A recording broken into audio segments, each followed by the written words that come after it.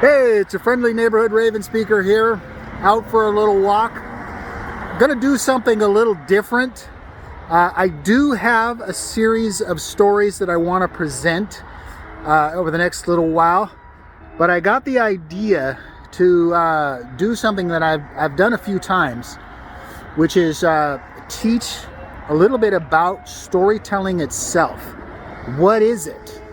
What is the difference between an event and describing that event and a story and telling that story? We're going to explore that a little bit because, frankly, the reason why you can watch a movie and a year later watch it again and not realize that you'd seen it before until you're 20 minutes into it is because it wasn't a story. It didn't impact you. It was an event that, maybe the imagery stays with you, but the content is meaningless. By definition, a story has meaning. Storytelling is very important. And when storytelling follows the rules of story, the impact is phenomenal. It stays with you. It actually can change the culture. So just as a way to illustrate the points that I'm making about what a story is, I'd like to tell a really short one that comes from my traditional culture, one that I would actually tell if I was on stage. So we have a character in our tradition called Tramsem. Tramsem also has a nickname, and that nickname is Raven the Trickster. Now, Raven was walking along a path one day, sort of a wooded path, and he could hear off in the corner, off in the distance, he could hear what sounded like two women arguing. So he, being snoopy and nosy as he usually is, decided to go find out what was going on. He discovered that the two women were Stone and Elderberry Bush. Stone, being very long-lived, felt that people should live very long, very boring, but very safe lives. Elderberry Bush, being very short-lived, thought that people should live meaningful lives, but die quickly. And they went back and forth, and you can imagine all the different things that they would say. He decided to help settle things, and he got between the ladies, and he noticed right away that both women were pregnant. So he said, okay, here's the thing. We're going to have a contest, and the woman who gives birth first will get to decide how long people live. And the women agreed, and they both lay down to give birth. And Stone, unlike her usual self, found that she was giving birth a lot faster. Elderberry Bush was way behind. The baby didn't even want to come. Tramsem, really wanting this to happen, really wanting Elderberry Bush to win, told her what every doctor would tell a woman. He said, "Push!" And Elderberry Bush pushed. And then he said, "Push again." And she pushed again. And push a third time. And she pushed a third time. And finally, push! And out came the baby. The baby was born first. And because of that, people live short, fast, but meaningful lives. So in the story, we are asked to think for ourselves, would it be better if we lived really long lives where nothing much ever happened and we were very, very safe? Or would it be better if, as is the case, or was the case 500 years ago, maybe not so much anymore, where people died young, but their lives were full of meaning? And I guess because they knew they were going to die young, they made sure that they lived with purpose and they lived with meaning. Which is better? Well, the story certainly makes an effort to answer that question. If there's no meaning, you don't have a story, you have an event.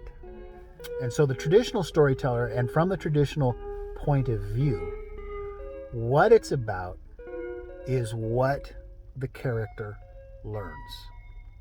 On the surface level, it's all the things that he's doing to learn the thing. But at the deepest level, the story is about what he learned. And if he didn't learn anything, it's not a story in a traditional sense. And I believe, as I've already stated, it's not a story at all. It's an event, and it's different. There's a setting. But the setting is more than just where. It's also what is going on around you. So in Star Wars, it's not just that we're in space, it's that we're in a period of galactic civil war in space. So the setting is more than just where are you, it's also what is going on around you. What is the situation? What is the circumstance? What are conditions? What are the conditions of everything going on around? The thing about storytelling, and it applies to mythology, it applies to fantasy, it applies to science fiction, it applies to all of these genres of story that people think of as fantastic. The story represents what would typically happen. So there has to be an element of reality to it. What is the difference between fantasy and fantasy storytelling? Well, fantasy is you sitting on your couch daydreaming about all kinds of impossible things. They're never going to happen. You know they're never going to happen. You also know that they can't happen. It's not real. That's fantasy. Fantasy storytelling is you thinking up all manner of impossible things. But those impossible things represent real things.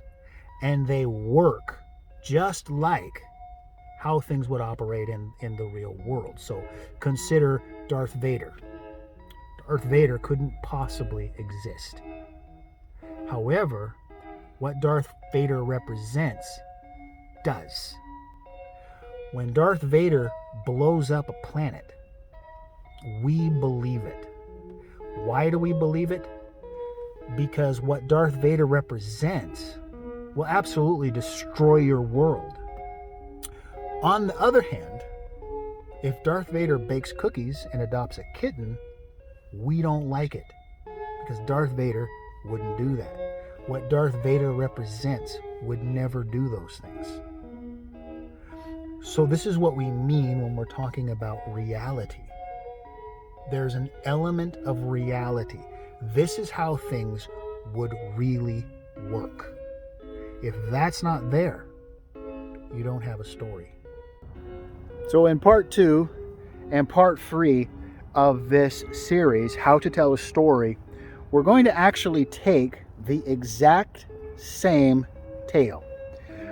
Somebody did something that I have literally never seen before, and they did it in such a way that I had emotions that I've never experienced, ever. I think it's a great lesson because it will help us in part 2 of this series, How to Tell a Story.